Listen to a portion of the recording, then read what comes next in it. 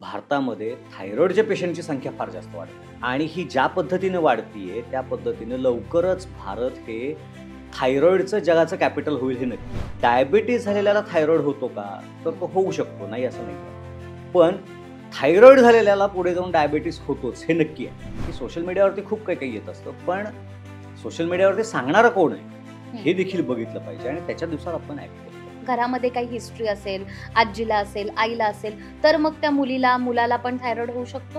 Obviously म्हणजे भारतात आपण रेसिडेन्स करतो, पण आपण भारतीयांसारखं राहत नाही. आरोग्याच्या बाबतीत आपला जर चल ठीक आहे हो जाएगा हा जो ॲटिट्यूड आहे तो पुढे जाऊन किती घातक ठरू नाही, हा शकतो. खूप छान ॲटिट्यूड आहे. म्हणजे तो असाच असायला पाहिजे. तशा डॉक्टरांची पोटं भरणार कशी? पॅरासिटेमॉल असू देत किंवा आणखीन कुठलीही असू देत. खरं तर मेडिसिनची रिक्वायरमेंट किंवा मेडिसिनचा डोस हा पर केजी बॉडी वेटनुसार ठरवतात. वजन वाढलं म्हणून बीपी मागं लागतो, वजन वाढलं म्हणून शुगर वाढते. म्हणजे नॉट नेसेसरी की तुला थायरॉइड म्हणून केस गळतात. एचबी कमी असलं तरी गळणार आहे, कॅल्शियम कमी असणार आहे तरी गळणार आहे, डोक्यात कोंडा असेल तरी असणार आहे, डोक्यात सोरेसिस असला तरी सुद्धा होणार आहे, डोक्यात एक्झिमा असला तरी गळणार आहे, चाय पडत असली तरी गळणार आहे, हेरिडिटरी आहे म्हणून केस गळणार आहे. एकाची 10 कारणं सापडतात. ते कारण शोधणारा डॉक्टर लागतो. नाहीतर मग काय तसं ओवा खा पोट दुखायचं थांबेल सांगणारे आपल्याकडे खूप आहे. सांगितलं होतं बाहेरचं खाऊ नका. नाही आम्ही घरात आणून तयार करून खाल्ला. तर तो मैद्याचा पिझ्झा, त्याच्यावरती तो अत्यंत घाणेरड्या पद्धतीचं काय ते मायोनीज, अत्यंत किळसवाणा पदार्थ आहे. कुठं असं ऐकलेस का की उपाशी राहणं मासनाचा? नाही. आती खाल्लं की अजीर्ण होतं, अजीर्ण झाले की आजार होतात, आजार झाले की माणूस मरतो.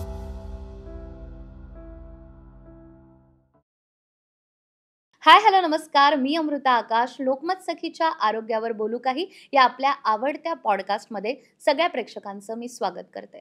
मंडळी, आजकाल कोणताही आजार झाला तर आपण असं म्हणतो की याला कारणीभूत आहे तुमची बदलती जीवनशैली. अगदी वजन वाढत असेल किंवा शुगर आपली वाढत असेल, आणखीनही काही त्रास होत असेल तर त्याला आधी सांगितलं जातं की तू तुझी लाईफस्टाईल चेंज कर. आणि आपण बऱ्याच लोकांकडून हे देखील ऐकतो की आमच्या रिपोर्टमध्ये आता थायरॉइड आलेला आहे आणि थायरॉइड आला म्हणजे त्यांच्या पाठोपाठ वेगवेगळे आजार देखील आले. मग आता याच्यावर उपचार नाहीत का? तर काळजी करू नका. थायरॉइड हा आजार देखील पूर्णपणे बरा होऊ शकतो. कसा? हेच जाणून घेण्यासाठी आणि याच विषयी आपल्याला मार्गदर्शन करण्यासाठी आपल्यासोबत आहेत डॉक्टर विक्रांत पाटील. तर डॉक्टर विक्रांत पाटील हे द आयुर्वेदिक थायरॉइड क्लिनिकचे डायरेक्टर आहेत, MD आहेत आणि त्यांनी आत्तापर्यंत हजारो रुग्णांवर उपचार केलेले आहेत आणि थायरॉइड सारखा गंभीर आजार त्यांनी अगदी चुटकीसरशी बरा देखील केलेला आहे. तर डॉक्टर, तुमचं कार्यक्रमात मी स्वागत करते. धन्यवाद. जसं की मी आत्ता म्हणाले की एखाद्याला शुगर झाली तर त्यानंतर त्याच्या पाठोपाठच त्याला थायरॉइड देखील होतो आणि आजकाल तर हे अगदी कॉमन आहे. म्हणजे आपल्या रिपोर्टमध्ये हे 2 आजार अगदी ठाण मांडून बसलेले असतात. पण हे सगळं नेमकं का होतं आणि याची लक्षणं आपण कशी ओळखायची यापासून आपण सुरुवात करूया. नक्की. काय सांगाल? मुळात तू आत्ता जे वाक्य वापरलं समृद्धा, की एखाद्याला डायबिटीस किंवा शुगर झाला की त्याच्या पाठोपाठ त्याला थायरॉइड होतो. तर हे जसं आपलं कम्प्युटर असतो ना, त्या कम्प्युटरवरती आपल्याला भले चित्र दिसत असतात, पण त्याच्या मागे एक लँग्वेज असते. मग सी असेल, C++ असेल, जावा असेल, व्हॉटएव्हर. तसं शुगर झाली आणि थायरॉइड झाला हे तुम्हाला दिसणारं चित्र आहे. त्याच्या मागचं जे चित्र आहे ते वेगळं आहे आणि ते म्हणजे द एंडोक्रायनॉलॉजी. शरीरामधल्या ज्या एंडोक्राईन ग्लँड्स आहेत त्या सगळ्या ग्लँड्स ह्या एंडोक्रायनॉलॉजी ह्या शास्त्रामध्ये एकत्रित पकडल्या जातात. मग त्याच्यामध्ये पिट्युटरी ग्लँड येते, त्याच्यामध्ये थायरॉइडची ग्लँड येते, त्याच्यामध्ये ॲड्रेनलिन ग्लँड येते, त्याच्यानंतर आपलं इन्सुलिन तयार करणारं जे पॅनक्रियाज आहे ते त्याच्यामध्ये येतं. तर ह्या सगळ्या गोष्टी तिथे येतात, ओव्हरीज येतात त्याच्यामध्ये. आणि एखादी सिस्टीम बिघडली की त्याचा लोड दुसऱ्या सिस्टीम म्हणजे त्या सिस्टीममधल्या दुसऱ्या ह्याच्यावरती येत असतो, कंपोनंटवरती येत असतो. त्या पद्धतीनं ज्यावेळेला डायबिटीज झाला की थायरॉइड होण्याचे चान्सेस वाढतात, जसं आता तू म्हणालीस तसं. पण टेक्निकली बघायला गेलं तर आज भारतामध्ये थायरॉइडपेक्षा डायबिटीसच्या रुग्णांची संख्या जास्त आहे. पण त्या सगळ्या डायबिटीसवाल्यांना थायरॉइड झालेलं नाही आहे. बट आता भारतामध्ये थायरॉइडच्या पेशंटची संख्या फार जास्त वाढायला लागली आणि ही ज्या पद्धतीने वाढतीये त्या पद्धतीने लवकरच भारत हे थायरॉइडचं जगाचं कॅपिटल होईल हे नक्की आहे. अगदी. बरं, डायबिटीज झालेल्याला थायरॉइड होतो का? तर तो होऊ शकतो, नाही असं नाही आहे. पण थायरॉइड झालेल्याला पुढे जाऊन डायबिटीज होतोच हे नक्की आहे. त्याच्यामुळे तुम्हाला डायबिटीज टाळता आला तर फारच छान, पण जर थायरॉइड टाळता आला नसेल तर मग ते अवघड असेल, कारण तुम्हाला थायरॉइड पण असेल आणि त्याच्यानंतर काही वर्षानंतर डायबिटीज सुद्धा होणार आहे हे नक्की आहे. आता याच्यामध्ये बेसिकली आपल्याला बघायला लागतं ते आपल्या शरीराची जी रचना आहे त्याच्यामध्ये इथं या ठिकाणी म्हणजे इथून आणि इथून अशा 2 ठिकाणाहून जर आपण हे केलं, इंटरसेप्ट केलं, तर जिथे जाऊन भेटू ना तिथे पिट्युटरी नावाची ग्लँड असते. ती शरीरातली सगळ्यात पहिली म्हणण्यापेक्षा मास्टर ग्लँड आहे, म्हणजे हं. 1 नंबरची. दुसरी मास्टर ग्लँड आहे ती ही आहे, थायरॉइड आहे. हं. आणि मग याच्या खाली इकडे मग पॅन्क्रियाज येतात, ओव्हरीज येतात, ॲड्रेनल ग्लँड्स येतात. ह्या सगळ्या ग्लँड्स आहेत. ह्या सगळ्या त्या त्या पद्धतीनं काम करत असतात आपापली आणि शरीराला व्यवस्थित चालवत असतात. आता थायरॉइडच्या बाबतीत जर बघायला गेलं तर थायरॉइडच्या बाबतीमध्ये थायरॉइडचं काम कमी होणं किंवा जास्त होणं हं. ह्या पद्धतीवरती थायरॉइडच्या आजारांचा आजार ठरतात आणि अकॉर्डिंगली लक्षणं दिसत असतात. हं. आता थायरॉइड जर म्हटलं तर बेसिकली हायपोथायरॉइड हे प्रमाण थोडंसं जास्त आहे. हां. जास्त म्हणजे काय? सगळे थायरॉइडचे रुग्ण उचलले बरोबर. किंवा रँडमली 100 रुग्ण थायरॉइडचे उचलले, हं. तर त्यातले 80 रुग्ण हे हायपोथायरॉइडचे असणार आहेत अच्छा. आणि 20 रुग्ण हे हायपरचे असणार आहेत. हं. लक्षात आलं? हं. म्हणजे 80:20 असा त्याचा रेशो आहे. अगदी. हायपो जास्त आहे, हायपर कंपॅरेटिव्हली कमी आहे. आणि हाच रेशो महिला आणि पुरुषांच्यामध्ये देखील आहे. अच्छा. महिलांच्यामध्ये 80% पेशंट्स आहेत आणि मेल पेशंट्स हे फक्त 20% आहेत. हं. त्यामुळं महिलांशी रिलेटेड लक्षणं जी आहेत ती जास्त येतात. आता थायरॉइडमध्ये, हायपोथायरॉइडमध्ये येणारी जी लक्षणं आहेत ती काय आहेत? तर इथपासून सुरू होऊन इथपर्यंत पोहोचणारी, हं. डोक्याच्या केसापासून पायाच्या नखापर्यंत सगळ्या गोष्टींना अफेक्ट करणारा आहे थायरॉइड. काय काय करतो? तर सगळ्यात पहिली गोष्ट केसांना कोरडं करायला सुरुवात करतो. केसांचा जो खालचा स्काल्प आहे तो स्काल्प कोरडा व्हायला लागतो. त्यामुळे डोक्यात कोंडा व्हायला लागतो. त्याच्यामुळे केसांचं नरिशमेंट होत नाही, त्यामुळे केस गळायला लागतात, टक्कल हं. पडायला लागतं. हं. चेहरा कोरडा पडलेला असतो त्यामुळे चेहऱ्यावरती जो एक टवटवीतपणा दिसायला पाहिजे तो हं. टवटवीतपणा दिसत नाही. त्यानंतर इथे आतमध्ये जे सगळ्यात एक महत्त्वाचं मशीन बसवलेलं आहे मेंदू नावाचं, हं. त्या मेंदूचं आणि इथलं मन ज्याला म्हणतो ह्यांचं हं. कॉम्बिनेशन बिघडतं सगळं. झोप लागत नाही, लागली तरी व्यवस्थित लागत नाही हं. आणि नको त्या वेळेला लागते. म्हणजे हो. पेशंट रात्रभर जागा असेल आणि दिवसा तो पेंगत असेल, असं होऊ शकतं. त्याला आळस प्रचंड मोठ्या प्रमाणात असतो. झोप हं. व्यवस्थित नाही झाली की त्याला आळस असणार आहे, हे ठरलेलं आहे. त्याच्याबरोबरीनं अजून काय होतं तर चिडचिड प्रचंड करायला लागतात हे रुग्ण. त्यानंतर विसरळूपणा, छोट्या-छोट्या गोष्टी, "अरे मी आत्ता हे घेतलं होतं, हे कुठे ठेवलं?" हं. तो विसरून जातो किंवा काल कुणाला तरी काहीतरी बोलून गेलाय आणि तो विसरून गेलेला असतो. अचानक चिडणं, हो. हा प्रकार खूप मोठ्या प्रमाणावरती व्हायला लागतो. त्याच्यानंतर रडायला येणं, म्हणजे हं. एकदम छोटीशी गोष्ट झालेली असते. मित्र-मित्रांच्यामध्ये कदाचित गप्पा चालू असतात आणि त्या गप्पांमध्ये कोणीतरी काहीतरी बोलतं आणि एखाद दुसरा रडायला लागलेली ना, की समजायचं तिला थायरॉइड आहे म्हणून.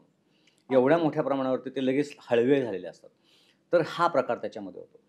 त्यानंतर क्षुधा मांदे, भूक व्यवस्थित लागत नाही ह्या हं. लोकांना. हं. हं. अ, हे खातात थोड्याफार प्रमाणामध्ये, पण ह्यांचं हं. वजन वाढायला लागतं. बरं, वजन वाढतं म्हणून त्वचा कोरडी पडलेली असते, म्हणजे त्वचा खूप जास्त हेल्दी आहे अशातला हं. भाग नाही आहे. ती कोरडी पडायला लागते. गंमत अशी आहे, की थायरॉइडच्या पेशंटमध्ये ज्यावेळेला आपण ब्लड चेक करतो ना, त्यावेळेला त्यांच्यामध्ये कोलेस्ट्रॉल हाय लेव्हलला सापडतात. हं. आता हे कोलेस्ट्रॉल म्हणजे काय आहे? तर तेल, तूप ह्यांसारखे जे काही स्निग्ध पदार्थ आपण खातो, त्या स्निग्ध पदार्थांपासून शरीरामध्ये कोलेस्ट्रॉल्स तयार होत असतात हं. किंवा आपण जे पिष्टमय पदार्थ खातो, त्या पिष्टमय पदार्थांवरती एक प्रकारची प्रक्रिया होते आणि मग हं. ते कोलेस्ट्रॉल्स तयार होत असतात. आता गंमत अशी आहे, ज्याच्या रक्तामध्ये भरपूर स्निग्धता आहे. हं. स्निग्धता हा शब्द वापरतो मी कोलेस्ट्रॉलच्या ऐवजी. भरपूर स्निग्धता आहे आणि तेच रक्त त्या त्वचेला पोषण देतंय. पण ती त्वचा मात्र कोरडी आहे. हं. ही गंमत आहे. तर हाच कोरडेपणा जो आहे ना, हा तिथे त्वचेला जसा दिसतो ना, तसा तो सगळीकडे दिसतो. हं. आता ह्याचा मी सगळीकडे म्हणताना त्याचा आवाका खूप मोठा आहे. म्हणजे काय? तर तो त्याच्या स्वभावात दिसतो. आहे ना, हं. ते काय वृक्ष माणूस आहे यार तो. त्याला कुठे घेऊन जातोस? तसं तर वृक्षपणा यायला लागतो स्वभावामध्ये. त्याच्यानंतर काय होतं? त्वचा कोरडी पडायला लागते. हं. केस कोरडे पडायला लागतात. नखं पातळ होतात, तुटायला लागतात. इतकं पुढं जातं हे प्रकरण, की पाळीच्या मार्गावरती कोरडेपणा असतो आणि त्याच्यामुळे शारीरिक संबंध ठेवायला यांना जमत नाही. इथपर्यंत हं. थायरॉइडनं येणारा कोरडेपणा वाढलेला असतो. त्याच्यानंतर मग तो निरुत्साह जो आहे तो सगळ्याच बाबतीत आपल्याला पाहायला मिळतो. अ, वजन वाढलेलं असतं त्यामुळे पोट वाढलेलं असतं. मग पुन्हा थकवा जास्त असतो त्यामुळे शारीरिक संबंधांची इच्छा होत नाही. मसल स्टिफनेस ज्याला म्हणतो आपण तो असतो. हं. म्हणजे आता मी बसलोय उठताना अरे अवघडलंय असं होणं हां. किंवा सांधे दुखणं, पाठीच्या मणक्यामध्ये विकृती येणं, पचन व्यवस्थित न होणं, ह्या सगळ्या गोष्टी म्हणजे बघा आता मी एक एक करून छोट्या छोट्या गोष्टी सांगायला लागलो तरी किती वेळ गेला. एवढ्या सगळ्या कंप्लेंट्स या पेशंट्समध्ये असतात. दुर्दैव हे की ह्या सगळ्या कंप्लेंट्स एक गोळी खायला मिळते आणि तीच गोळी डॉक्टर सांगतात म्हणून तेवढ्या एका गोळीवरती पेशंट समाधानी असतात. रिपोर्ट नॉर्मल येत असतात पण पेशंट नॉर्मल नसतो आणि पेशंट मात्र तरीसुद्धा समाधानी माझा रिपोर्ट नॉर्मल आहे बरं का असं अगदी. सांगत असतात, अभिमानाने फिरत असतात सगळे. सर तुम्ही आता ही जी सगळी लक्षणं सांगितली, आता जे प्रेक्षक आपल्याला पाहतायत ते म्हणतील, की "अरे हो, याच्यातली तर निम्मी अर्धी लक्षणं मला आहेत." त्यामुळे मला प्रेक्षकांना सांगायचंय, डॉक्टरांनी आत्ता आपल्याला जी लक्षणं सांगितली, त्यातली तुम्हाला जर कोणती जाणवत असतील किंवा याच्या पलीकडे जाऊन तुम्हाला कोणता त्रास होत असेल, तर तो कमेंटमध्ये सांगा. पुढच्या भागात आपण डॉक्टरांकडून याविषयी देखील उत्तर नक्की घेऊ. आणि डॉक्टर, ही जी लक्षणं सांगितली, अनेकदा आपण महिलांना असं बोलताना बघतो, की मला अचानक रडायला आलं किंवा मी अचानक हळवी झाली आहे. तर त्यामागे तिचा स्वभाव नाही तर थायरॉइड कारणीभूत कारणीभूत आहे. असू शकतो. असू शकतो बरोबर. कारणीभूत. पण हे अनेकदा आपल्याला कळतच नाही, की आजार कसला आहे. पण मग तुला थोडंसं ब्रेक करतो मी मध्ये कारण होतं असं की आता मी जी लक्षणं सांगितली ना ती खूप लक्ष म्हणजे स्त्री आणि पुरुषांची एकत्रित सांगितलीत खरं तर. बरोबर, बरोबर. ठीक आहे. महिलांची संख्या जास्त असल्यामुळे त्यांच्यामध्ये जास्त दिसणार आहे, ही गोष्ट अगदी. वेगळी. पण मग स्त्रियांच्यामध्ये गर्भाशयाशी रिलेटेड प्रॉब्लेम यायला लागतात. हं. म्हणजे पाळी व्यवस्थित न येणं, एकतर व्यवस्थित न येणं, खूप उशिरा येणं, खूप लवकर येणं, आल्यानंतर अंगावरनं व्यवस्थित न जाणं, खूप जास्त जाणं, जायला लागले की थांबतच नाही. असे प्रकार सुद्धा व्हायला लागतात आणि मग त्यामुळं पुढे जाऊन प्रेग्नन्सी राहत नाही म्हणून मग ते वंध्यत्व आणि ह्या बरोबर. सगळ्या गोष्टी सुद्धा बरोबर. स्त्रियांच्यामध्ये होत असतात. पण सर आता थायरॉइड हा असा आजार आहे ना, की याविषयी भरपूर बोललं जातं. सोशल मीडियावर याच्यावर भरपूर व्हिडिओज आहेत, भरपूर माहिती आहेत आणि कॉमनली असं म्हटलं जातं, की तुझं वजन वाढतंय ना, म्हणजे तुला थायरॉइड आहे. पण फक्त वजन वाढतं म्हणून थायरॉइड झालाय, हे कितपत योग्य आहे? नाही असं नाही आहे. काय होतं की काही आजारांना एखादंच लक्षण दाखवतात. बरोबर. म्हणजे समजा खोकला झालाय, तर खोकणं एवढं एकच लक्षण असू हं. शकतं. पण काही माणसांच्यामध्ये खोकतोय, कफ पण येतोय, नाक पण गळतंय, ताप पण वाटतोय, अंगदुखी पण आहे, थकवा आहे, अशी लक्षणं दिसू शकतात. बरोबर. सो हे काही प्रत्येक आजाराच्या बाबतीत असं आहे, की एक आजार अनेक लक्षणं दिसू शकतात आणि हं. एक लक्षण अनेक आजारांमध्ये दिसू शकतं. हं. तसं लठ्ठपणा आहे तर पीसीओडीमुळे सुद्धा तो लठ्ठपणा असू शकतो. बरोबर. कुणाचा हेरिडिटरीली असू शकतो किंवा कोणाचा स्वकष्टार्जित असू शकतो. हं. नाही का? म्हणजे ते भरून ताट घेऊन बसायचं आणि मग कुठल्यातरी सरपंच थाळी किंवा पाटील थाळी घेऊन बसायचं हं. आणि मग त्याच्यामुळे तो आलेला असू शकतो. अशी हं. वेगवेगळी कारणं असू शकतात. तेव्हा आलैडी अजून काही-काही गोष्टी सापडतायत का? हे पण बघितलं हं. पाहिजे. हं. मी प्रत्येक वेळेला तेच म्हणतो, सोशल मीडियावरती आलाय ठीक आहे. पण सोशल मीडियावरती सांगितलंय कोणी? हं. हे पाहणं गरजेचं आहे. कारण बऱ्याच वेळेला असं होतं, की सोशल मीडियावरती सांगणारे जे असतात त्यांचा आणि शास्त्राचा किंवा सायन्सचा काही संबंध नसतो. म्हणजे तुला गंमत सांगतो, मी 7-8 वर्षापूर्वीची गोष्ट आहे. एक पेशंट माझ्यासमोर आली आणि मला सांगितलं, की "वो डॉक्टर वो तो क्या वो धनिये का पानी 7 दिन पिला देंगे ना, तो वो उसमें से थायरॉइड ठीक हो जाता है." म्हणलं मी उगाचच एवढी वर्ष एम-डी करत बसलो, इंटरनॅशनल रेसिडेंट हे करत बसलो, वेगवेगळ्या कॉन्फरन्सेसमध्ये पेपर प्रेझेंट करत बसलो, रिसर्च करत बसलो. म्हटलं ठीक आहे म्हटलं, आपण एक काम करूया, आता तुमच्या सगळी औषधं बंद करा आणि 7 दिवस नाही 15 दिवस धण्याचं पाणी प्या म्हटलं. हं. 15 दिवसानंतर आली. काय नाही उलट पहिल्यापेक्षा थायरॉइड वाढलेला होता. हं.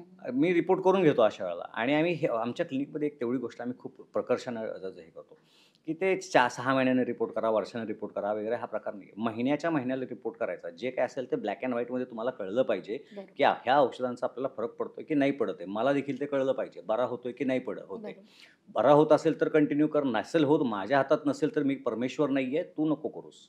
आम्ही तिथे थांबतो. ही बरोबर. आमच्याकडची पद्धत आहे. तर ह्या पद्धतीनं ते करावं. म्हणून मी म्हटलं, की सोशल मीडियावरती खूप काही-काही येत असतं. पण सोशल मीडियावरती सांगणारं कोण आहे? हं. हे देखील बघितलं पाहिजे आणि त्याच्यानुसार आपण ॲक्ट केलं पाहिजे. बरोबर. पण मग हा थायरॉइड जसं आपण म्हटलं, की जीवनशैली बदलत गेली, आहार बदलत गेले, त्यामुळे हा आजार झाला. पण अनुवंशिकता किंवा घरामध्ये काही हिस्ट्री असेल, आजीला असेल, आईला असेल, तर मग त्या मुलाला पण थायरॉइड होऊ शकतो? ऑब्व्हियसली. एखाद्या जर स्त्रीला थायरॉईड असेल, तर तिच्या अपत्यांना हं. थायरॉईड होण्याचे चान्सेस किती असतात? जर तिला मुलगी झाली तर ते 80% आहेत अच्छा. आणि जर तिला मुलगा झाला तर ते 20% आहेत. ओके. ठीक. तो पुरुष आणि स्त्री यांच्यामधलं आणि त्यामुळेच हे हं. 80 आणि 20चा जो रेशो आहे ना, तो त्याच्यामुळे आहे हं, हं, हं. बेसिकली. तुम्ही आपण ते डी-एन-एचं चित्र असं ते असणारं बघितलं हं, असेल हं, डी-एन-एचं हं, चित्र. हं. तर त्याच्यामध्ये जे क्रोमोझोम्स आणि ह्या सगळ्या गोष्टी आहेत, एक्स आणि वाय क्रोमोझोम्स, त्याच्या सगळ्या त्या कॉम्प्लिकेशन्समध्ये हे सगळं स्त्रियांच्याकडे आलेली देणगी आहे आणि त्याच्यामुळे ते तिथून पुढं स्त्रियांच्यामध्ये जात असतं. पण एक गोष्ट अशी लक्षात ठेवली पाहिजे, अनुवंशिक असं म्हटलं तरी सुद्धा अनुवंशिक गोष्ट आकाशातून पडलेली नाही आहे. ती कुठेतरी सुरू होते आणि त्याच्यानंतर ती अनुवंशिक असते. बरोबर. म्हणजे आता आपण असं धरून चालूया, की एका एक्स व्यक्तीला डायबिटीस आहे, हं. जो अनुवंशिक आहे, त्याच्या वडिलांना होता. मग अजून थोडं शोध घेतला पाहिजे. मग त्याच्या वडिलांना होता का? मग हं. त्याच्या वडिलांना होता का? तर तो नसतो. हं. 2 पिढ्या मागे गेलं ना, तर डायबिटीज कुणाला माहीत नव्हता किंवा हं. फारसा काही असा आज भारतामध्ये जसं डायबिटीज जिथे जाईल तिथं डायबिटीज तसं काही नव्हतं 2 पिढ्यांपूर्वी भारतामध्ये. मग हे अनुवंशिकता यायला कारणं काय झाली? हे पण तितकंच महत्त्वाचं आहे. बरोबर. तर सगळ्यात पहिली गोष्ट म्हणजे आपण जसं नॉन रेसिडेन्शियल इंडियन असतात ना, तसं आपण काय म्हणू भारतीयत्वानं वागणारे भारतीयत्व झालेलो आहे. काय अगदी. म्हणजे भारतात आपण रेसिडेन्स करतो, पण आपण भारतीयांसारखं राहत नाही. When you go to Rome, do as the Romans do. तर तुम्ही भारतात आहात तर भारतीयांसारखं खाल्लं पाहिजे, राहिलं पाहिजे. अ, काय होतं की हे सगळे आजार असतील, डायबिटीज असतील, थायरॉईड असेल, हे सगळे आजार भारतात नाहीच सुरू झालेले. हे पहिल्यांदा पाश्चात्य देशांमध्ये सुरू झालेले आहेत. आणि तिथे ते सुरू झाले, वाढले. अ, त्याच्यानंतर तिकडची जीवनशैली आपण हळू-हळू आत्मसात करत गेलो. मग सगळ्या वाईट-वाईट गोष्टीच असतात. त्या सगळ्या आपण करत गेलो. कारण भारताचं संस्कृती आणि कल्चर खूप चांगलं आहे. त्याच्यामध्ये म्हणजे ती थाळी पंचरसांनी ठेवायला सांगितली. ह्या बाजूला लिंबू ठेवा, तिथं मीठ ठेवा, इथं पोळी ठेवा. हे सगळं खूप छान पद्धतीनं सांगितलेलं आहे. तसं नाहीये तिकडे युरोप किंवा यूएस कंट्रीमध्ये वेस्टर्न कंट्रीजमध्ये गेलं ना, तर ते भारताचा एवढा भा भा ह्याचा ब्रेडचा एवढा मोठा रोल ठेवलेला असतो. आपणच आपला कापून खायचा. जेवताना त्याला हात लावत नाहीत. ही 5 महाभूतं आहेत. ही 5 महाभूतं त्यांचं व्हायला पाहिजे. पृथ्वी, आप, तेज, वायू आणि आकाश. हे 5 महाभूतांचा जर त्याला स्पर्श झाला अन्नाला, तर ते जास्त उपयोगी पडणार आहे. पण ते चमच्यानं खाणं. ते माझा एक भाऊ आहे तो हे मसाला डोसा चमच्यानं खातो. तर आम्ही त्याला गमतीनं म्हणतो, "अरे कुठल्या इंग्रजानं खाल्ला होता मसाला डोसा इंग्लंडमध्ये चमच्यानं." तर तो ह्या सगळ्या पद्धती. पण गोष्टी तिथे नाहीये. ते संकरित बियाणं त्याच्यानंतर जे आलं, तिथून ती सगळी सुरुवात झाली. दुसरी गोष्ट जी आहे त्याच्यामध्ये तुम्ही त्याच्यावरती जे काही पेस्टिसाइड्स मारताय किंवा आणखीन काही गोष्टींचा वापर करताय, ह्या सगळ्या गोष्टी आपल्याला कारणीभूत ठरत गेल्या आणि त्याच्यामुळं थायरॉईड सुरू झाला आणि एकदा तो सुरू झाला, की मग तो पुढे जेनेटिकली प्रवास करायला लागला.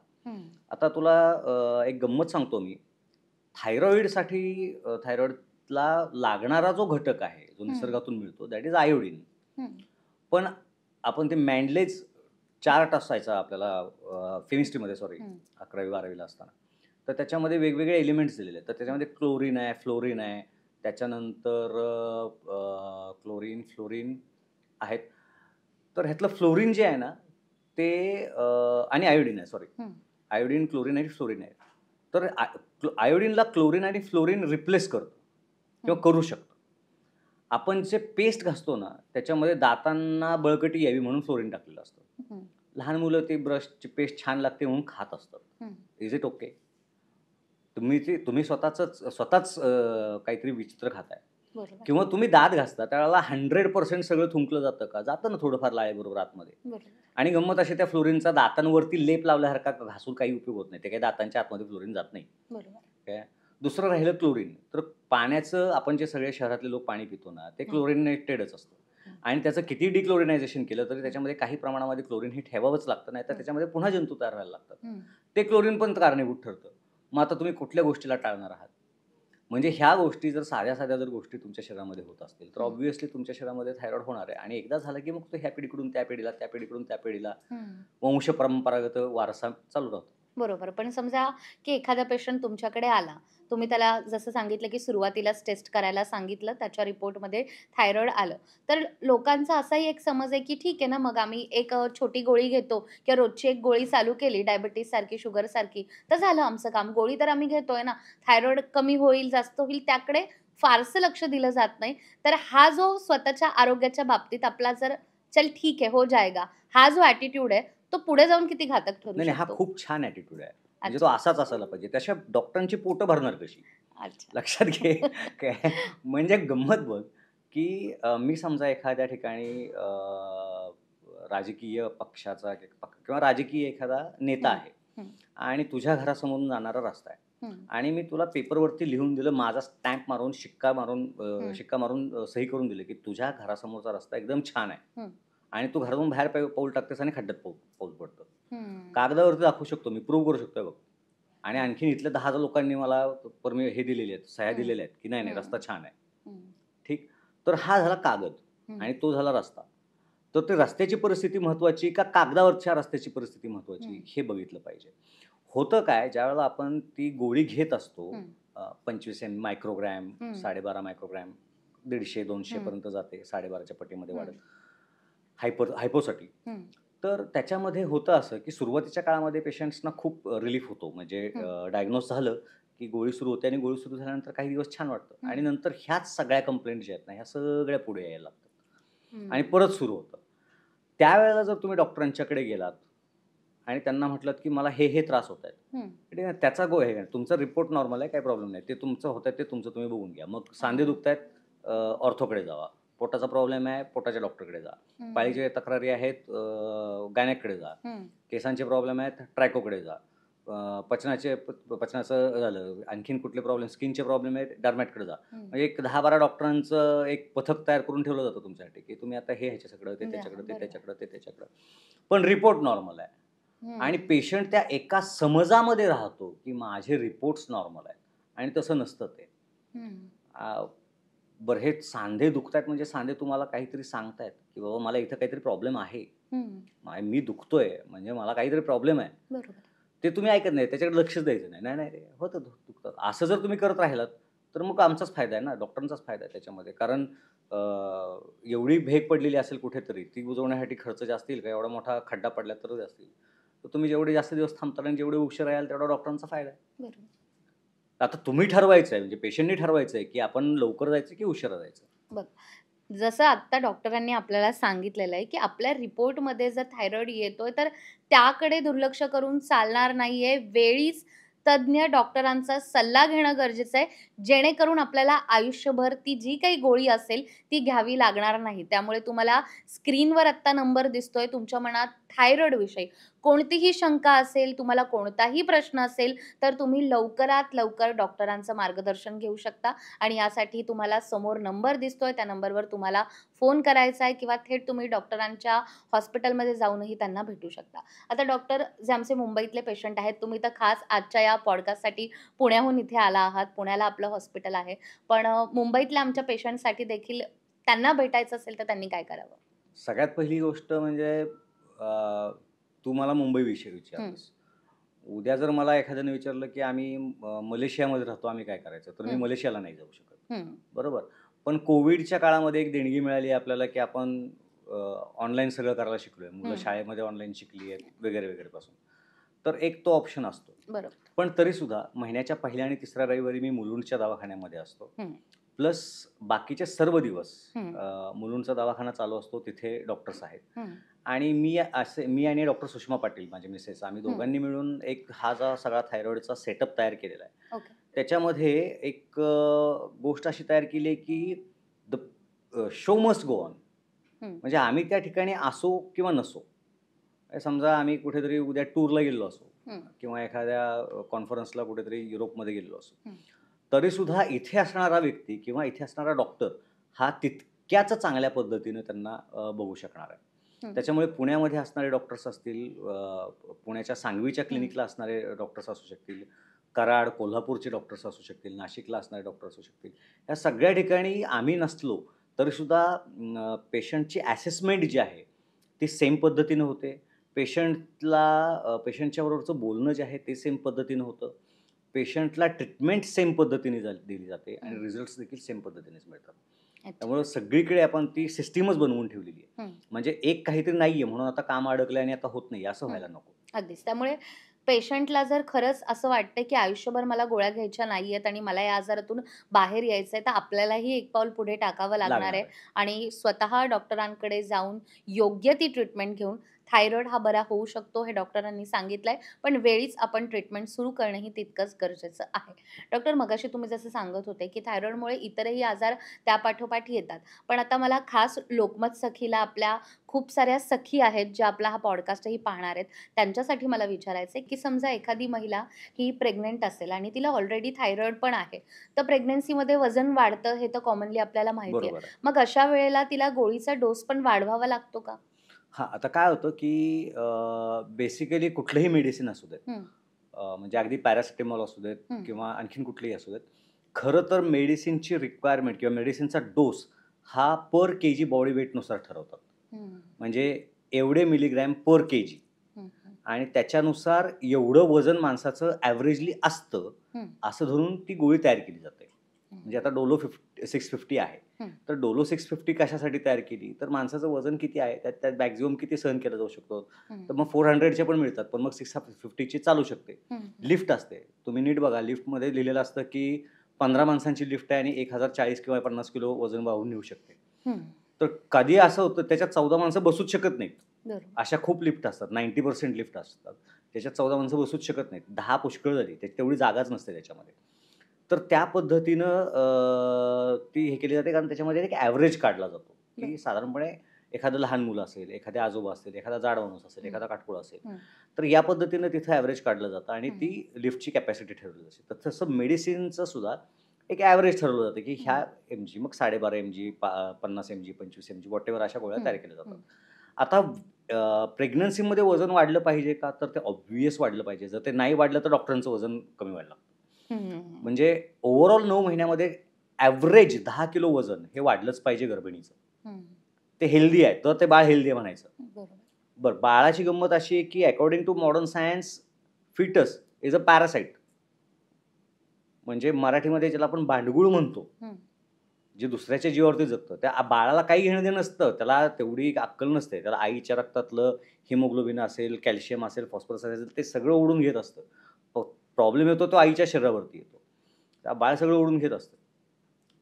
ह्या परिस्थितीमध्ये जर आईचं वजन टोटल 10 किलोनं नाही वाढलं, तर हं, तिचं पोषण व्यवस्थित झालंय असं म्हणता येत नाही. जर हं, तिचं पोषण व्यवस्थित झालं नसेल, तर बाळाचंही व्यवस्थित होत नाही. हं, त्यामुळे ते वजन वाढणं गरजेचं आहे. आता होतं काय, आजकाल बऱ्याच वेळेला डॉक्टर सांगतात, की नाही, नाही, हे थोडंसं हं. प्रेग्नन्सीचे किती प्रॉब्लेम चालू आहेत तुला माहिती आहे. बरोबर. म्हणजे 10 पैकी 4 घरांमध्ये आज प्रॉब्लेम चालूच आहे. कमीत कमी. आणि मग प्रेग्नन्सी राहिली, की डॉक्टर सांगतात, "नाही, नाही, बेड रेस्ट घ्या." मग ते 10 किलोच्या ऐवजी ते कधी वाढता, वाढता वाढे असं होतं आणि वजन दणकून वाढतात आणि मग ते वाढलं, की मग कॉम्प्लिकेशन सुरू होतात. हं, वजन वाढलं म्हणून बीपी मागे लागतो. वजन वाढलं म्हणून शुगर वाढते. हं, ह्यातलं बीपी आणि शुगर हे नंतर वजन कमी झालं तर कमी होतं. पण ज्यांना बऱ्याच लोकांचा असा हं, गैरसमज असतो. लागलीच विषय निघालाय म्हणून सांगतो, हं. की बऱ्याच लोकांचा असा गैरसमज असतो स्त्रियांचा, की प्रेग्नन्सीमध्ये झालेला थायरॉइड रिव्हर्सिबल असतो आणि तो जातो. हां. तर तसं नाहीये. म्हणजे काहींच्या मधला जातो, नाही असं नाही म्हणत मी. पण काही पेशंट्समध्ये तो तसाच राहतो. रादर बऱ्याचशामध्ये तो तसाच राहतो. हं, आता हे करत असताना पर केजी बॉडी वेटचा मगाशी जो आपला विषय चालला होता. हं, जर पेशंटचं वजन वाढतंय, तर तो डोस तुम्हाला वाढवावा लागणार आहे. हं, जिथं गरज पडेल तिथे. म्हणजे ते टेस्ट झाली पाहिजे. टेस्ट झाल्यानंतर जर तुम्हाला टेस्ट तुमची प्रॉब्लेमॅटिक येत असेल, तर हं, त्या ठिकाणी डोस वाढवणं हे हं. गरजेचं पडू शकतं. ओके. तर आता हे तर झालं प्रेग्नंट महिलांच्या बाबतीत, की नेमकं थायरॉइडचं काय, कसं काय असू शकतं. बरोबर. पण समजा, की एखाद्या व्यक्तीला थायरॉइड झालाय, हे त्याला कळलं वयाच्या 30व्या हं. वर्षापर्यंत त्याने टेस्ट केल्याने. तर तो थायरॉइड हा कायम त्याच्यासोबत राहील म्हणजे अगदी 20 वर्ष, 25 वर्ष, की त्याने लवकर ट्रीटमेंट घेतली किंवा गोळीचं आपण म्हणूयात एक प्रमाण ठरवून दिलं आणि त्याचबरोबर त्याने आहारावर पण काम केलं, की हे खायचंय, हे खायचं नाहीये. तर तो मग जाऊ शकतो का? जगात कोणताच आजार असा नाहीये, हं, कोणताच आजार, हं, की तो झालेले 1000 पेशंट घेतले हं. आणि तर 1000च्या 1000 बरे झाले. अच्छा. म्हणजे सर्दीचे जरी 1000 पेशंट घेतले आणि कितीही चांगल्या डॉक्टरकडे औषधं केली ना, तरी हं, एखादा तरी पेशंट असा असतो जो कधीच बरा होत नाही. हं. ठीक. आणि त्यामुळं वैद्याला किंवा डॉक्टरला मी सगळ्यांना बरं करू शकतो हा म्हणण्याचा अधिकारच नाहीये. बरोबर. त्यामुळे तुम्ही हॉस्पिटलमध्ये गेलात तरी तुमच्याकडून कन्सेंट डॉक्टरना माहिती असतं हा बरा हं, होणार आहे. पण ते लिहून हं, घेतात, की बाबा हं, काही झालं तर हं, जबाबदारी आमची नाही. हं, त्यांना माहिती असतं बरा होणार आहे. हं, पण ते म्हणायचा अधिकार नाहीये. कारण नाही सर्व वैद्यो प्राणेश्वरः. हं. वैद्य हा प्राणांचा ईश्वर नाहीये, प्राणांचा परमेश्वर तो हा. वैद्य काय करणार तर फक्त प्रयत्न करणार. मी प्रयत्नांचा परमेश्वर आहे. त्या पद्धतीनं पेशंट बरे होतात का? होतात. किती होतात? भरपूर होतात. 60% वर पेशंट बरे होतात. नाही असं नाहीये. पण आता याच्यामध्ये खूप सगळ्या टर्म्स अँड कंडिशन्स अप्लाय अशा गोष्टी असतात. म्हणजे काय? तर खाणं तू आत्ता म्हणलीस तो पाळतोय. पण त्याच्याबरोबर वागणं पाळलं जातंय का? म्हणजे काय? तर मी दिवसा झोपत असेन, रात्री जागत असेन, मग काहीतरी नाईट शिफ्ट करत असेन. मी नाईट शिफ्ट करतोय आणि माझ्यावरती अमेरिकेतून रोज काहीतरी लोड येतोय ह्याचा तिथल्या बॉसचा, की आज तू हे टास्क पूर्ण केलेलं नाहीयेस, तुला हे काम दिलं होतं, तुझी टीम व्यवस्थित काम करत नाहीये. अशा सगळ्या जर गोष्टी चालत राहिल्या तर त्याचं मानसिक संतुलन बिघडणार आणि मानसिक संतुलन बिघडणं is one of the cause of thyroid. Okay. हे पण आपण लक्षात ठेवलं पाहिजे. त्यामुळं गोळी बंद होऊ शकते का? तर होऊ शकते. पण याच्यासाठी व्यवस्थित ट्रीटमेंट घेणं गरजेचं आहे. आयुर्वेदिक औषधं घेणं. डिटॉक्सिफिकेशन होणं गरजेचं आहे. शरीरामध्ये टॉक्सिन्स जे आहेत साठलेले ना, ते काढून टाकले पाहिजे. आता ह्या डिटॉक्सिफिकेशन शब्दाचा अर्थ आहे ना, लोकं काही विचित्र पद्धतीने घेतात, वेगवेगळ्या पद्धतीने घेतात. म्हणजे काय, की मध्ये माझ्याकडे एक बाहेरच्या देशातली रुग्ण आली होती आणि तिचं असं म्हणणं होतं, की आम्ही तिथे डिटॉक्सिफिकेशन करतो आमच्या देशामध्ये.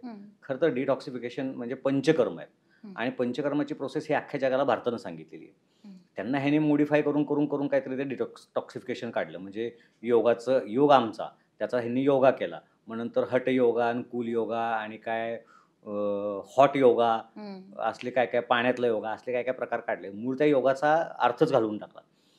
तसं पंचकर्मांचा एक वेगळा ऑरा आहे, वेगळी ताकद आहे. पण हे काय करतात, की 7 दिवस आम्ही फक्त पाणी पितो, फक्त ज्यूस खातो किंवा फक्त फ्रुट्स खातो. मग तसलं तर पंचकर्म आमच्या घरच्या घरी होतं ना. आम्ही नवरात्रीचे उपवास केले तरी आमचं डिटॉक्सिफिकेशन होईल. व्हायला पाहिजे. पण तसं नाही होत.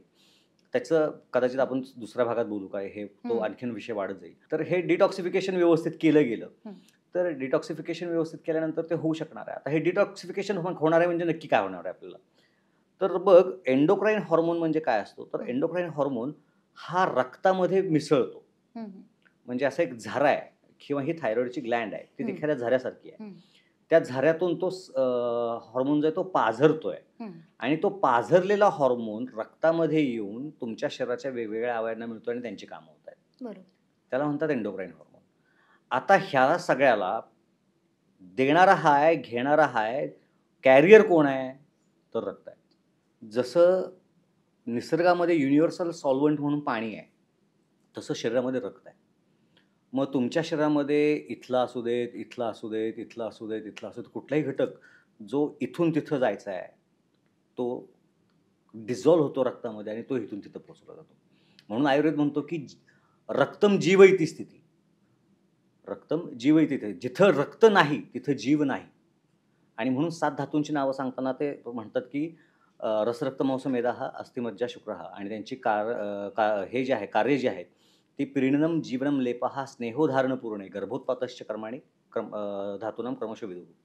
त्यातलं जीवन जे कार्य आहे ते ह्याचं कार्य आहे, रक्ताचं. त्याच्यामुळं ज्या काही गोष्टी साठणार आहेत, त्या पहिल्यांदा रक्तात साठणार आहेत. म्हणजे शरीरामध्ये कोलेस्ट्रॉल, आता एखादा माणूस जाड दिसला की आपण अंदाज लावू शकतो. नॉट नेसेसरी की जाड असलं की प्रत्येक वेळेला कोलेस्ट्रॉल्स असतात असं नाहीये बरं का. हे पण मी आत्ताच लगेच सांगून टाकतो. पण एखादा माणूस जाड असेल तर त्याला कोलेस्ट्रॉल असण्याची शक्यता जास्त आहे. ते तुम्ही काय त्याच्या कुठल्यातरी दंडातले फॅट्स काढून घेऊन त्या चेक नाही करत. तुम्ही रक्तातच तपासता. शरीरातला सोडियम तिथंच तपासता, कॅल्शियम तिथंच तपासता, तो शरीरामधले काहीतरी फॉस्फरस, नायट्रोजन हे ते सगळ्या गोष्टी तुम्ही कुठे तपासता? रक्तात तपासता. मग अशा वेळेला काही गोष्टी अशा असतात ज्या तुम्ही मोजत नाही किंवा त्या मोजायच्या आहेत हे अजून तुम्हाला कळलेलं नाहीये. अशा खूप गोष्टी आहेत ज्या प्रत्यक्षतो हि यदृष्टम शास्त्रदृष्टमचे यद भवेत. शास्त्र हे नंतर उत्पन्न झालेलं आहे आणि आधी प्रत्यक्ष ज्ञानाची उपलब्धी झालेली आहे. बऱ्याच गोष्टींची उपलब्धी अजून झालेली नाही आहे म्हणून त्यामुळे त्यातलं शास्त्र अजून तयार झालेलं नाहीये. हे शास्त्राची लिमिटेशन्स आहेत. आणि गंमत अशी आहे की प्रत्यक्षतो हि अल्पम अप्रत्यक्षम अनल्पम. म्हणजे मी आता इथं बसलोय, मला प्रत्यक्ष काय दिसतंय तर हा दिसतोय, हा दिसतोय, हा दिसतोय, तो दिसतोय, हा फ्लॉवर पॉट दिसतोय. पण न दिसणारं कितीतरी आहे. मला आत्ता आयफेल टॉवर नाही दिसत आहे. बरोबर. नाही का? किंवा संध्याकाळी अंधार झाल्यानंतर मला कुठलातरी एखादा ज्युपिटर किंवा हा ग्रह किंवा तो ग्रह मला नाही दिसणार आहे. सो प्रत्यक्षतो ही अल्पम अप्रत्यक्षम अनल्पम. खूप जास्त गोष्टी अशा ज्या अप्रत्यक्ष आहेत, ज्या आपल्याला माहीत नाही आहेत. तशा रक्तात सुद्धा खूप गोष्टी आहेत. त्यातल्या ज्या गोष्टी अनावश्यक आहेत, they are toxins. Me poison हा शब्द वापरत नाही, मी टॉक्सिन्स हा शब्द वापरतोय. तर ते टॉक्सिन्स आहेत आणि ते आपल्याला बाहेर काढून टाकायचे. आता जनरली शरीर हे काम स्वतःच करत असतं. म्हणजे आपण जे खातो, त्याच्यातून खाल्लेलं पिलेलं पाणी वगैरे जे आहे, त्याच्यातून हे स्वेद, मूत्र आणि पुरुष म्हणजे मळ, मूत्र आणि घाम ह्या 3 गोष्टीतून हे टॉक्सिन्स, ह्या घाणेरड्या पदार्थ, नको असणारे पदार्थ, घाणेरडे म्हणण्यापेक्षा हं. नको असणारे पदार्थ हे बाहेर काढून टाकायचं काम हे शरीर हं. कंटिन्युअसली करत असतं. काही गोष्टी अशा असतात ज्या शरीराच्या आवाक्याच्या बाहेरच्या असतात. हं. And there you need Ayurveda, there you need panchakarma. बरोबर. मग आता ही पंचकर्म करताना काय केलं जातं, तर टॉक्सिन्स सुद्धा 2 पद्धतीचे आहेत शरीरामध्ये. हं. एक वॉटर सोल्युबल आहेत आणि दुसरे फॅट सोल्युबल आहेत. हं. तर वॉटर सोल्युबल म्हणजे काय, जे पाण्यामध्ये विरघळतात हं. ते काय युरिनमधून सुद्धा निघून जातात. हे व्हिटॅमिन बीच्या गोळ्या आपण खातो, बी कॉम्प्लेक्स हं. वगैरे. काय होतं त्यानं, दुसऱ्या दिवशी लघवीला पिवळी होते हं. आणि ते सगळं निघून गेलेलं असतं. त्याचा काही उपयोग होत नाही. हं. सिरियसली. तसं खूप गोष्टी असतात शरीरातल्या ज्या युरिनमधून जातात, घामातून जातात. ज्या जात नाहीत त्या मोस्टली ज्या असतात त्या फॅट सोल्युबल असतात.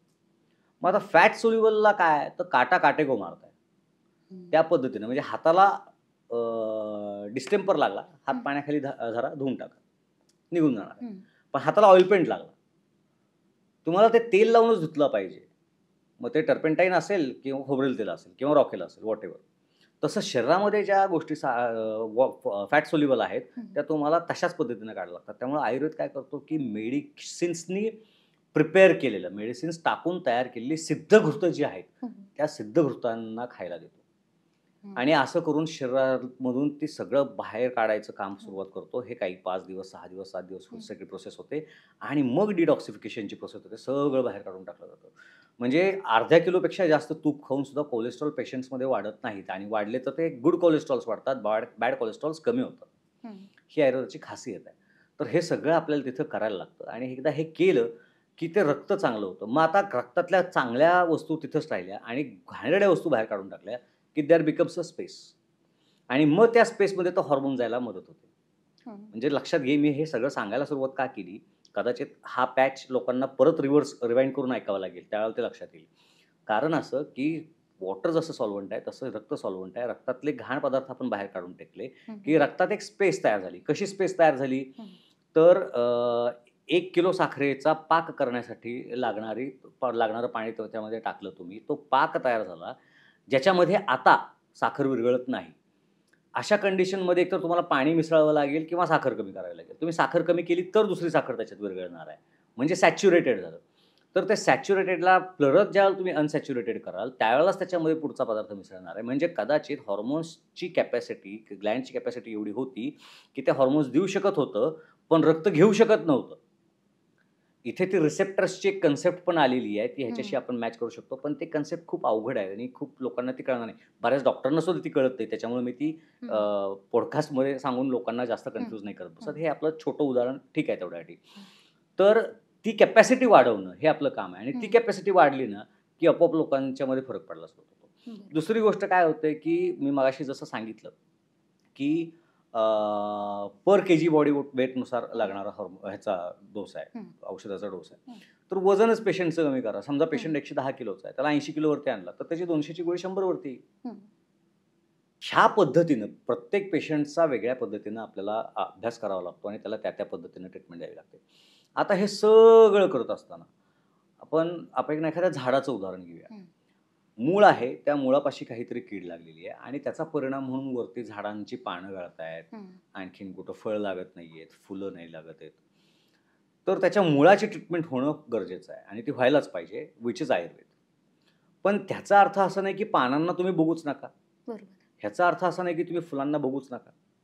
आयुर्वेदामध्ये ह्या दोन्ही पद्धतीच्या ट्रीटमेंट्स आहेत. एक व्याधी प्रत्यनिक आहे आणि दुसरी जी आहे ती मुळावरती घाव घालणारी आहे. तर मुळावरती घाव घालणारी जी ट्रीटमेंट आहे ना, ती आणि लक्षणांची किंवा जी ट्रीटमेंट आहे ती पण. म्हणजे केस गळतायत तर ठीक आहे, आता तुझे केस गळतायत ना, आधी आपण थायरॉईड बरा करू. मग थायरॉईड 6 महिन्यानंतर बरा होणार, मग केस गळायचे थांबणार, असं नाही आहे. हं. किंवा आता माझे स्किन खूप जास्त कोरडी पडली आहे आणि 1 वर्षानंतर स्किन नॉर्मल झाली, असं नाही आहे. बरं ह्या सगळ्या आता हे पॉडकास्ट बरेच लोकं बघतील, तर ह्या सगळ्यांनी अनुभव घेतला असेल, की अंगावरती ढीगभर मॉइश्चरायझर लावून सुद्धा त्या मॉइश्चरायझरचा काही उपयोग होत नाही. तासाभरानंतर पुन्हा स्किन ड्राय पडते. परत मॉइश्चरायझर लावायला लागतं. अगदी बरोबर ना? 100% कारण ते बाहेरून लावलेलं मॉइश्चरायझर आहे. ते मॉइश्चर आतून आलं पाहिजे. बरोबर. आणि आमच्याकडची औषधं अशी आहेत ज्यांना 2 आठवड्यामध्ये लोकांना फरक पडतो. तर ह्याचं कारण म्हणजे ते एका बाजूला मुळावरती घाव घालायचा आणि हं. दुसऱ्या बाजूला वरती पण ट्रीटमेंट करायची. ह्या दोन्ही ट्रीटमेंट आपण केल्या ना, की मग लोकांच्यामध्ये फरक पडतो. अगदी. तर तुम्ही आत्ता म्हणालात, की आमच्याकडची औषधं. तर मग ही औषधं पेशंटला कुठे मिळू शकतात किंवा कशा पद्धतीने ती पेशंटपर्यंत? आता ह्याच्यामध्ये काय आहे खरं तर 14, 15, 16 वर्ष आता जवळपास होतील आम्ही त्याच्यामागे हात धुवून मागे लागलो होतो. हं, आणि माझ्या मामांना एकदा मी औषधं दिली होती. त्यावेळेला मी कॉलेजमध्ये होतो. हं, आणि त्यावेळेला कोणतरी पेट्रोलियम मंत्री होते. हं, त्यांचं नाव घेऊन मला मामांनी असं विचारलं, "अरे मी त्यांचा जावई नाहीये." हं, मी म्हटलं, "काय झालं? काय झालं?" म्हटलं, "गॅस माझा 5 दिवस लवकर संपला तुझे काढे उकळल्यामुळं."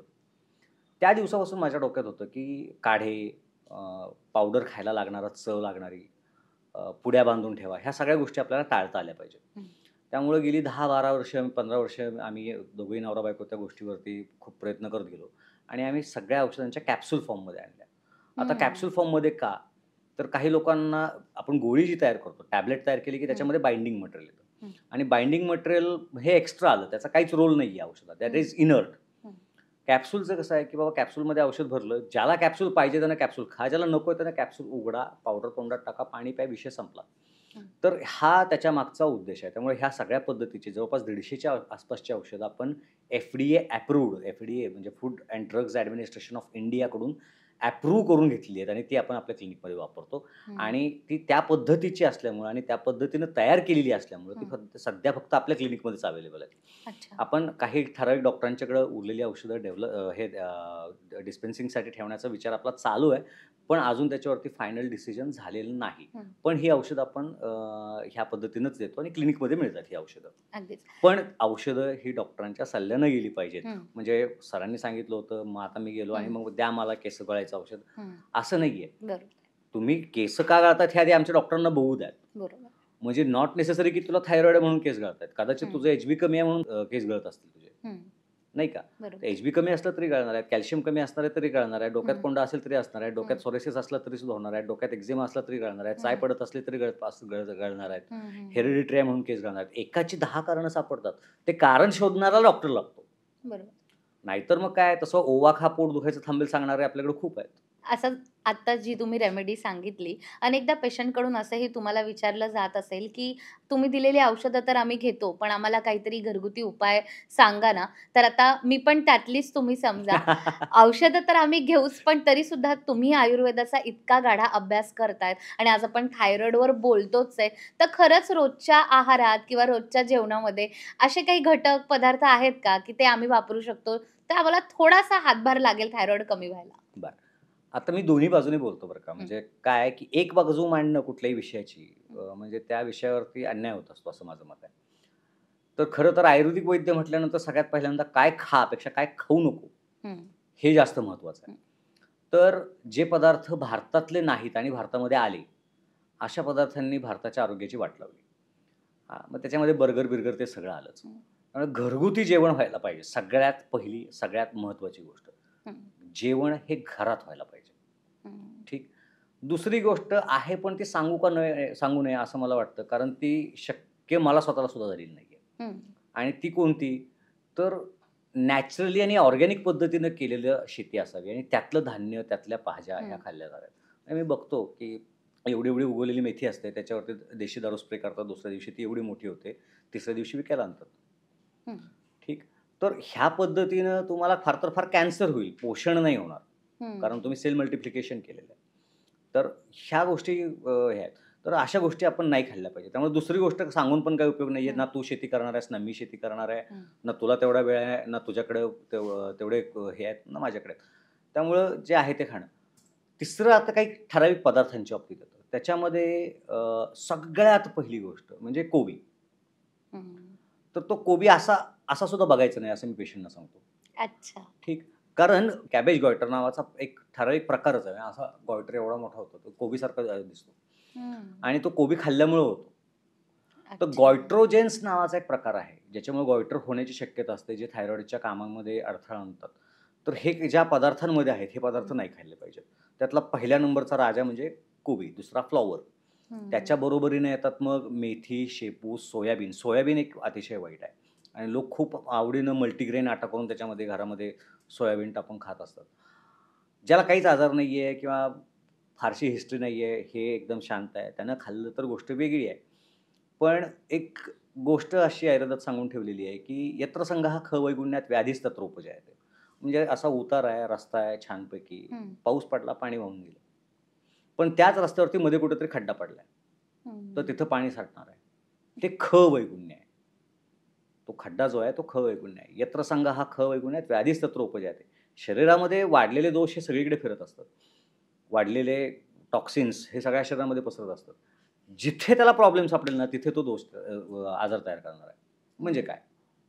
हिरवी मिरची खाल्ली, खाण्यामध्ये आली, तर एखाद्याला ती खाल्ल्यानंतर अर्ध्या पाऊण तासानंतर जळजळ सुरू होईल, ॲसिडिटी होईल, वगैरे, वगैरे, वगैरे, वगैरे. एखाद्याला उष्णतेचा त्रास होईल, चेहऱ्यावर पिंपल्स येतील, आणखीन काहीतरी येतील. हिरवी मिरची म्हणजे नुसतीच खाल्ली असं नाही, तिखट पदार्थ खाल्ले असं आपण. एखाद्याला पाईल्सचा त्रास होईल, एखाद्याला रक्त पडेल संडासमधून, एखाद्याला असं होईल की नाकाचा घोणा फुटेल, एखाद्याला पोटात आगाग होईल. ठीक. सो मिरची तीच आहे, खाणारे वेगवेगळे आहेत, पण त्यांना वेगवेगळ्या ठिकाणी लक्षणं जाणवत आहेत. हे का? तर कुणाचं पचन चांगलं नाही आहे, कुणाच्या शरीरामध्ये उष्णता जास्त आहे. ज्याला उष्णता जास्त आहे त्याला ते वेगळ्या पद्धतीनं रिॲक्ट होईल. तर ह्या सगळ्या पद्धतीनं ते होत असतं. त्याच्यामुळे सोयाबीन खाल्लंय म्हणून थायरॉइड झाला असं होणार नाहीये. बरोबर. पण सोयाबीन खाणाऱ्यांना थायरॉइड होण्याचे चान्सेस जास्त आहेत आणि थायरॉइड असणाऱ्यांनी सोयाबीन खाल्ला तर मग उदोच. त्याला काय हेच नाही. अगदी. मेथी, कोबी, फ्लॉवर, सोयाबीन, शेपू हे 5-6 पदार्थ जे आहेत ना, हे पूर्णपणे टाळावेत. पूर्णपणे टाळावेत. बाकी आणि हे ते कधी टाळावेत तर ही सेकंड फेज आहे. फर्स्ट फेज काय तर बाहेरचं काही खायचं नाही. ठीक आहे. आता मग आमच्याकडे अशीही पेशंट आहेत. काय खाल्लं? काय नाही डॉक्टर, पोहे खाल्ले. आपण मी सांगितलं होतं बाहेरचं खाऊ नका. किंवा पिझ्झा खाल्ला. म्हटलं सांगितलं होतं बाहेरचं खाऊ नका. नाही, आम्ही घरात आणून तयार करून खाल्ला. तो मैद्याचा पिझ्झा, त्याच्यावरती तो अत्यंत घाणेरड्या पद्धतीचं काय ते मायोनीज, अत्यंत किळसवाणा पदार्थ येतो. ठीक आहे. फक्त कॅलरिफिक व्हॅल्यू बघणं किंवा त्याचे कंटेंट बघणं म्हणजे चांगलं आहे अशातला भाग नाहीये. मी दिल्लीमध्ये लेक्चर देत होतो आणि मी असं विचारलं की तुमच्यातल्या किती जणी, महिलांवरती लेक्चर होतं, किती जणी मल्टीग्रेन आटा वापरतात? तर सगळ्यांनी असे हात एकदम अभिमानानं वरती केलेत. म्हटलं त्याच्यामध्ये सोयाबीन किती जणी टाकतात? पुन्हा सगळ्यांनी हात वरती. म्हणलं वाईट आहे, ते चुकीचं आहे. आणि तो आर्मीचा एरिया होता. त्या सगळ्या बायका आर्मीवाल्यांच्या होत्या. त्या एकदम अशा रागाने त्यातली एक उठली माझ्याकडे आणि मला वाटली, लेकिन उसमें तो प्रोटीन्स होता है ना. म्हणलं प्रोटीन्स तो जो कोबरा होता है उसके वेनम में भी होता है, तो आप पिएंगी क्या? का तो नागाचं जे विष आहे ना ते प्रोटीन रिच आहे, तुम्ही नाही पिऊ शकत ना ते. तर protein is not the criteria. आंबवलेला पदार्थ का खाऊ नये?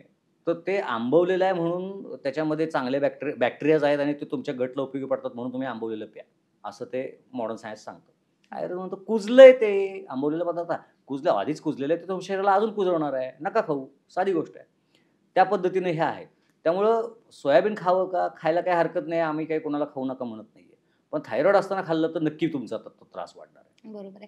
आणि आता तुम्ही या सगळ्या भाज्यांची जी नावं सांगितली, मी खात्रीने सांगते की हा पॉडकास्ट आपल्या खास करून महिला ज्या बघणार आहेत त्या कमेंट करतील की अहो आमच्या घरी तर मेथीची भाजी आवडते, शेपूची भाजी आवडते, ह्या तर सगळ्या भाज्या आम्ही खातो. मेथी त्यातल्या त्यात बरी आहे बरं का. मेथी त्यातल्या त्यात बरी आहे. पण हे कोबी, फ्लॉवर, सोयाबीन, त्यानंतर आणखीन ते त्याच्यासारखंच फ्लॉवर सारखंच एक असतं, काय त्याला म्हणतात, ब्रोकोली सॉरी. तर ते ब्रोकोली ते पण त्याच पद्धतीचं आहे. तर हे सगळे पदार्थ टाळले पाहिजेत. आता काय खावं याच्यामध्ये नवीन नवीन रिसर्चेस होत असतात. तर ब्राझील नट खा असं बरेच जण सांगतात. का खायचा ब्राझील नट? सगळ्यात पहिली गोष्ट म्हणजे तो इंडियन नाहीये. ठीक आहे. म्हणजे जसं स्वयंपाक करताना तेलात करावा, तर ते तेल कुठलं असायला पाहिजे? तर गोडे तेल असतं आपलं. मग महाराष्ट्रामध्ये ते करडईचं असेल किंवा सूर्यफुलाचं असेल, किंवा कापसाचा असेल, कापशीचा असेल, तिकडं उत्तर भारतात ह्याचं सरसोका असेल, तिकडं दक्षिण भारतामध्ये गेल्यानंतर खोबऱ्याचं असेल. पण olive oil is the best. का? कारण ते भारतात तयार होत नाही, तिकडून तुम्हाला एक्सपोर्ट करायचं असतं. ही त्यांची मार्केटिंग पॉलिसी असते. तसं इथं तुम्ही काय खाता? ब्राझिलियन नट खा, असं ते खूप ब्राझील नट खा म्हणून सांगितलं जातं. का ब्राझील नट खायचं? Because it contains selenium. आणि ते सेलेनियम इज काय म्हणू आपण, ते थायरॉइडच्या ग्लँडला चांगल्या पद्धतीने बूस्ट करायला मदत करतं. अरे मग ते लसणात पण आहे, त्याला ब्राझील नट खायला कशाला पाहिजे? घरामध्ये स्वयंपाक करताना लसूण, कांदा ह्या ज्या गोष्टी आम्ही वापरतो त्याच्यामध्ये ते आहे ना.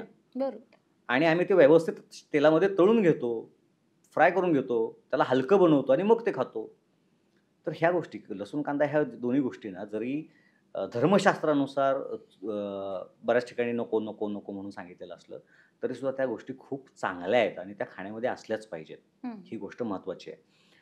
बरं, आता राहिला प्रश्न मगाच्या त्या सेलेनियमचा. तर मागच्या काही दिवसापूर्वी बुलढाण्याकडे झालेली घटना तुला माहिती असेल, की लोकांचे 15 गावातल्या लोकांचे केस एकदम गळाले. हो. ठीक.